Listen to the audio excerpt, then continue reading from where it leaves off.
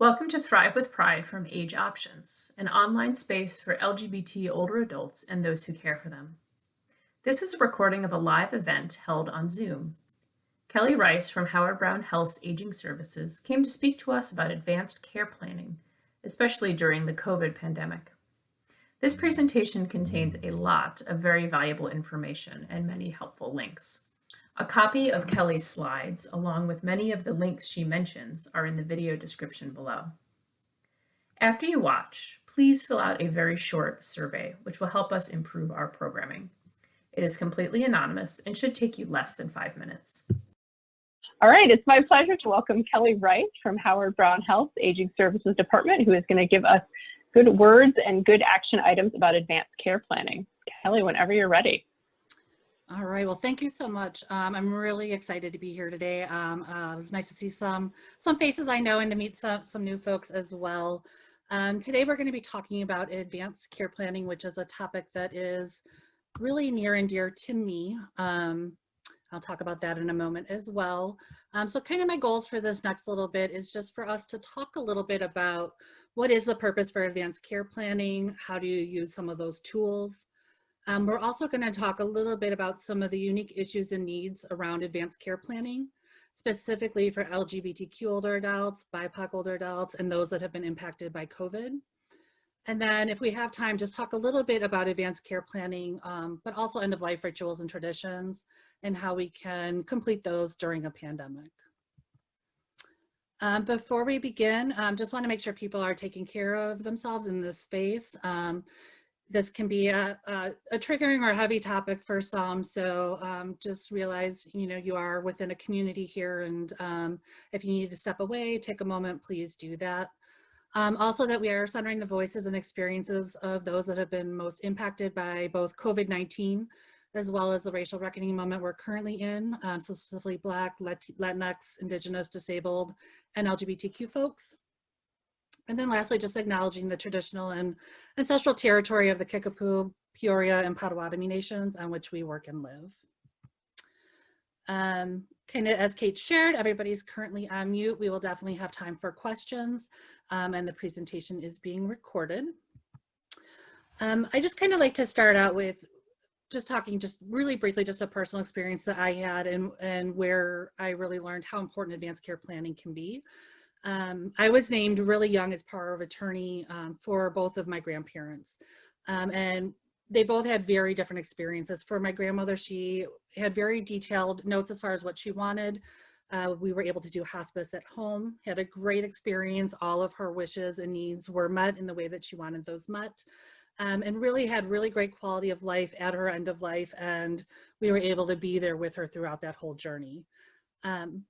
For my grandfather, one of our external family members or extended family members did not honor what was in his 5 wishes as far as the care he wanted, and he ended up in an ICU, intubated for the end of his life. And it was a major challenge for us at that point to then be able to get his wishes granted. So I was able to see a really stark contrast between both of their experiences at end of life. And so just really saw the importance of, one, making sure you have advanced care plans, but also making sure that you've been communicating with those in your life as well. So I want to start out just kind of laying out some foundations of what we're talking about today. So first, what is advanced care planning? What we're talking about when we say that is a process to help make plans about your future healthcare. So this helps to provide direction to your healthcare professionals when you are not able to either make your own decisions or you're not able to communicate those decisions to your healthcare workers. I am going to go through some terminology. I don't want to spend too much time on this, but want to make sure that folks are clear on some of the terms as well, because some of them are used interchangeably and are not necessarily so. So you often hear advanced care planning and advanced directives used the same. The directives are the actual written documents that are created so that when you're not able to make a decision, those are available. You'll hear people say that they're the power of attorney. What they actually are is the agent. So the agent is a person that is on those advanced directives that has the ability to make healthcare decisions for someone. The agent cannot be your healthcare professional or anyone on their staff or at their center. That's a question we get asked a lot. You'll also hear about capacity and competency. So capacity is what's determined by your medical provider. So it's your medical provider doing an evaluation with you and determining if you're able to make healthcare decisions and if you're able to make an informed decision. Competency is a little bit different, and that is a legal term. So that means the case has been brought before a judge and it's been determined that that person is not able to make decisions. When we talk about informed consent, there's 4 pieces to informed consent. So knowing what the procedure or action is that the provider is recommending, understanding and being able to explain the risks and the benefits, understanding what alternatives there may be for those treatments, and also the understanding that it is voluntary to consent or not consent to that procedure. If somebody is able to understand and explain those things, they are determined to have capacity and be able to make their own decisions. A legal guardian is something that is also done by a judge. And so guardianship can happen, especially if somebody does not have someone that they have identified or that is able to be a power of attorney. It's not all or nothing, so it could be a legal guardian over financial decisions, but the person still has decision-making over healthcare. The living will is what your written instructions are that tell providers and your support people what life-sustaining treatment you do or do not want when you're not able to make decisions. And then the physician's orders for life-sustaining treatment. This is what used to be known as a DNR or do not resuscitate. This is an actual medical order that your provider would do that says specifically what kind of treatments you want when you have a serious illness or you're near end of life. So like CPR, any of those life-sustaining treatments that may be in place. Power of attorney for finance, again, just a document that gives somebody authority to make financial decisions. It would help them to access your bank account, be able to pay bills on your behalf, handle any other part of your estate. Power of attorney for healthcare, again, just gives another person ability to make decisions when you're not able to. The principal is the patient. So just if you hear that word, it just means it's the person for whom the advance directive was created. A ward is someone that has been given a legal guardian.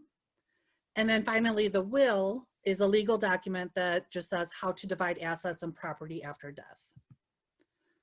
So now that we got all those definitions out of the way, just want to start talking more about the actual conversations around advanced care planning.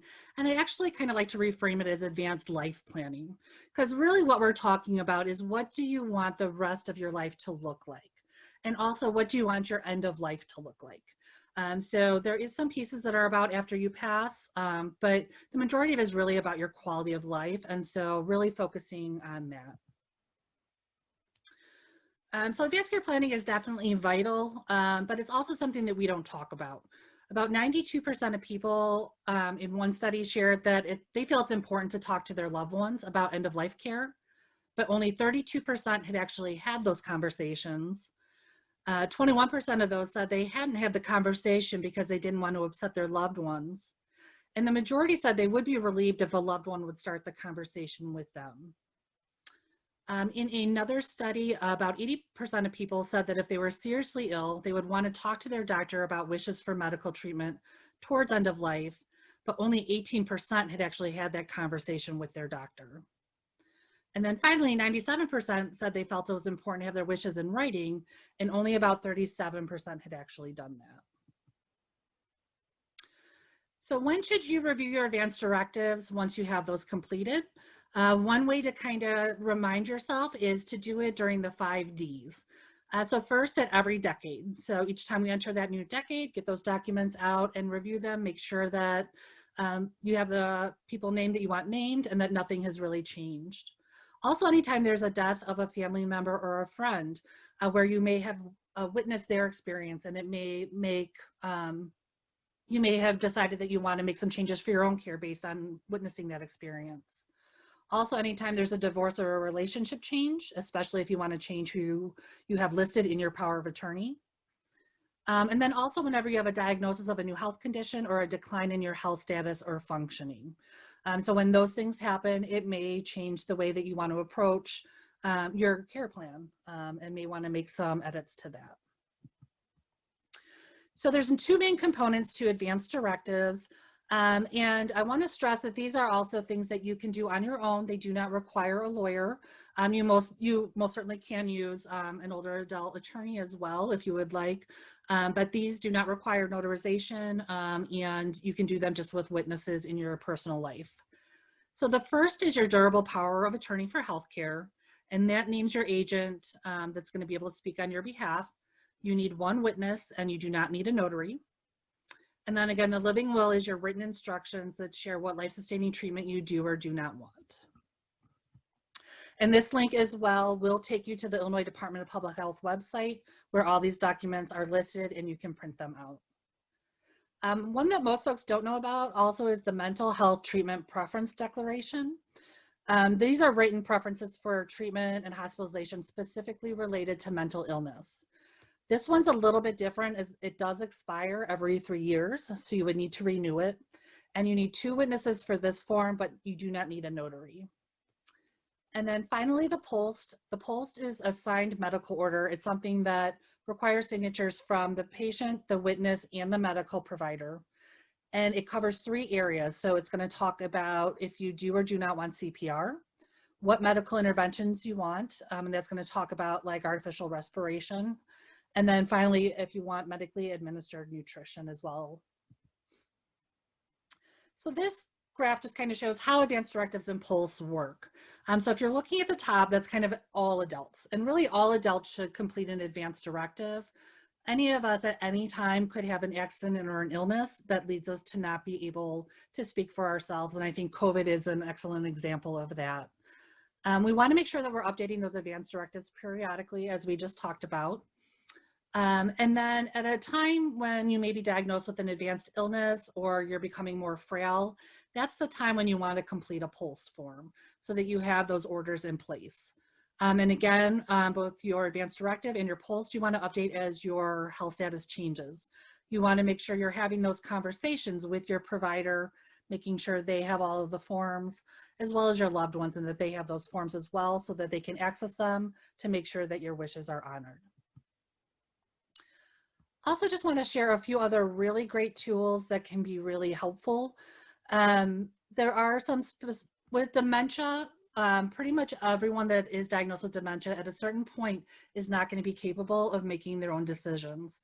And dementia can create some unique situations that can really make your end of life challenging and your treatment options challenging. And so Compassion and Choices has a really great tool that you can fill out around your values, what your priorities are, especially before you have a diagnosis. So if you know dementia runs in your family, or if you've just been diagnosed with dementia, to fill that out to really inform people when it gets to that point what your choices are.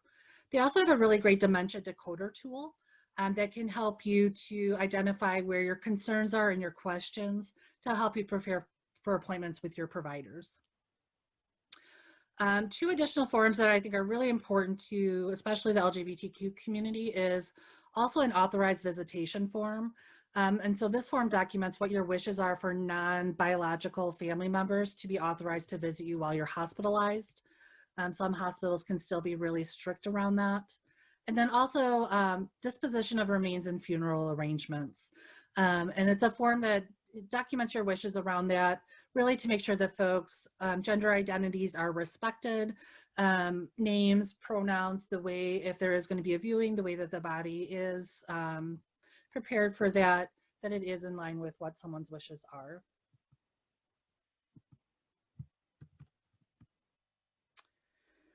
So I'm going to switch a little bit and just talk about LGBTQ communities and advanced care planning. Just, you know, making sure that we're having this conversation, just basing it through our intersections of identity as well.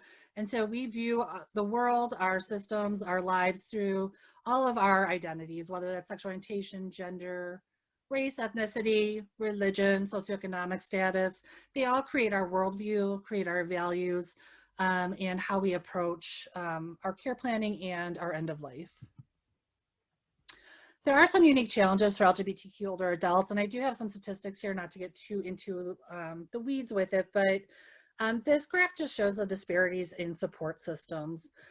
So this was one survey that was done by SAGE, and LGBTQ older adults were more likely to live alone than their heterosexual peers, were less likely to live with a spouse or partner, and were also more likely to report that they have a shrinking support system.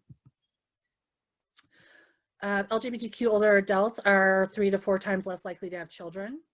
Many may be estranged from their biological families and rely more on their peers to provide support, as opposed to kind of that safety net support that we plan on a lot of times as far as children or grandchildren.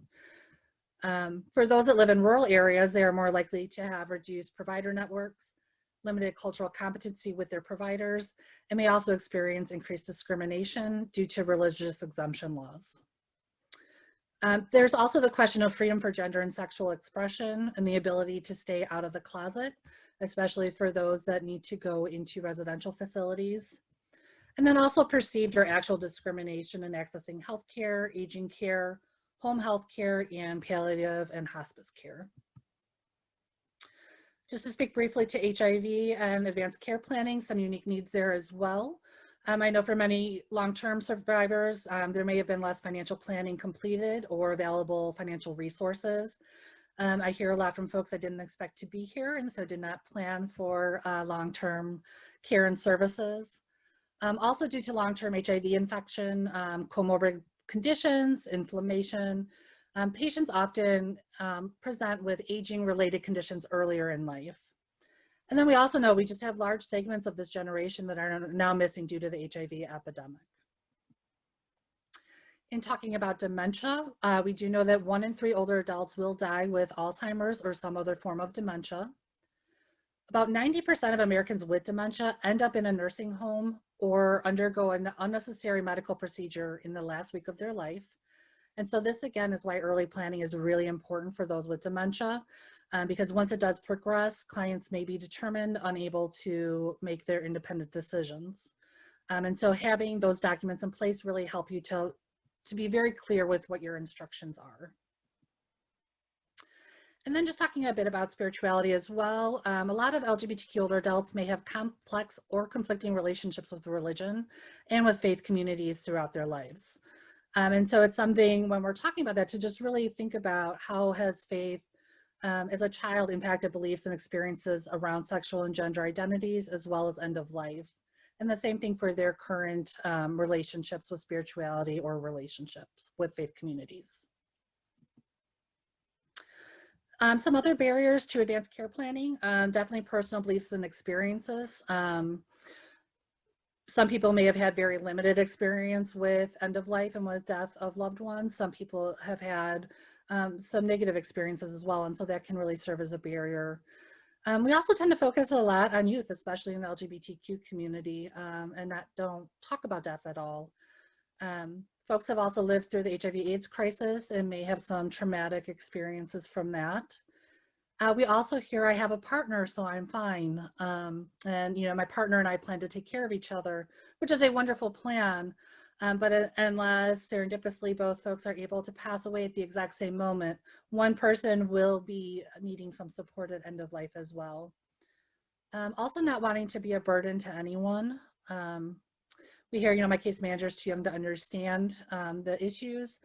And we also hear from some folks as well that they're not able to identify someone that they would want to list on their power of attorney.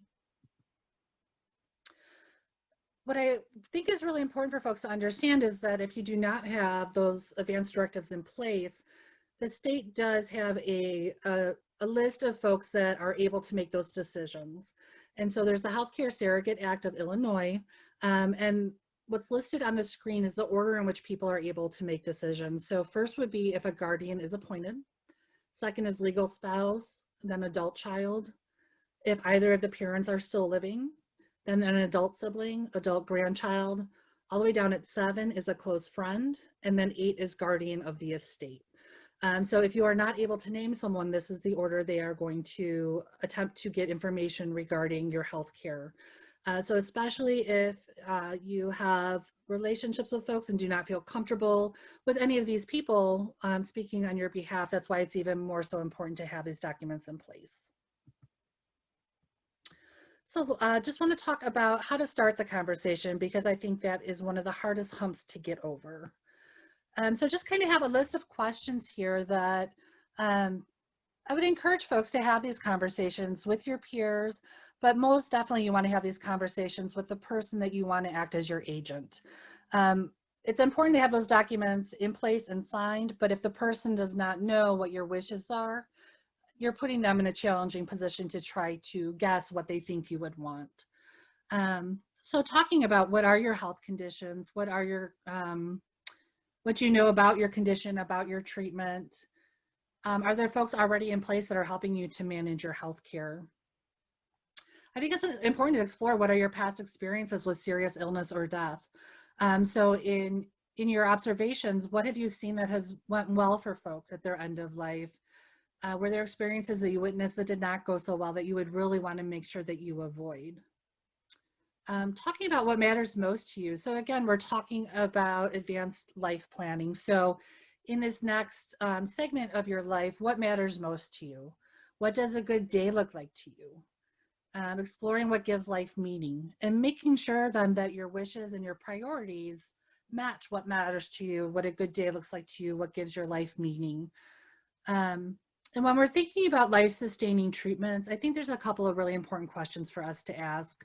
One is, will this save my life, or am I just prolonging the inevitable? And also, will this help me, or will this help my friend to leave the world peacefully and with dignity and surrounded by grace? So I think those are really important questions to kind of think through when you are determining what steps you would like taken at that time.